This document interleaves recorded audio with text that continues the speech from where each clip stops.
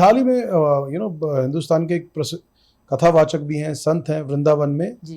अनिरुद्धाचार्य जी, उन्होंने इसके ऊपर एक स्टेटमेंट दी थी। जिस तरह से वो एड्रेस करते हैं उनका जो आश्रम में निरंतर उनकी वीडियोस और वायरल होते हैं, तो उन्होंने एक इसके ऊपर स्टेटमेंट दी थी कि आज अगर जिस तरह से गर्ल्स और ये बॉयज़ जो लिव इन रिलेशनशिप में रहते हैं, तो ये जो लड़कियां लिव इन में रहती हैं, जी। अगर इन लड़कियों को कौन सी माँ ऐसी होगी जो अपनी बहू बनाना चाहेगी। और उस पर बहुत बड़ी बहुत कंट्रोवर्सी हो रखी है कि उन्होंने महिलाओं के ऊपर ये टिप्पणी क्यों की, क्योंकि रहते तो लड़के भी हैं। जी। तो इस तरह, तो मैं इस पे आपका व्यू पॉइंट चाहूंगा कि ये जो इस तरह ये जो टिप्पणी है, ये जो ओवरऑल ये चाहे इसके ऊपर how do you take it?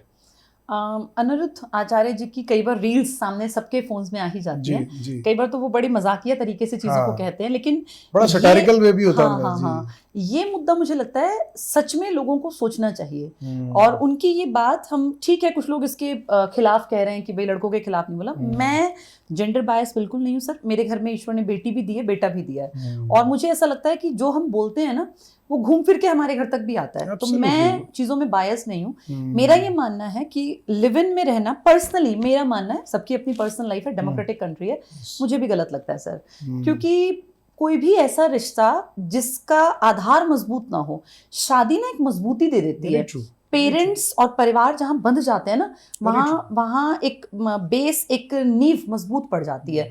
Live in में आप अपनी मर्जी से किसी पार्टनर के साथ रह रहे हैं, 2-4 साल तो ठीक है, आपका 2-4 हो सकता है महीने ही चले, या खींच के 2-4 साल। लेकिन जितना सर मुझे जिंदगी समझ में आई है, हर रिश्ते में ना एक टाइम के बाद लड़ाई झगड़ा होगा, तू मैं होगी, बहसबाजी होगी, और आपको लगेगा मैं इसके साथ क्यों रहूं।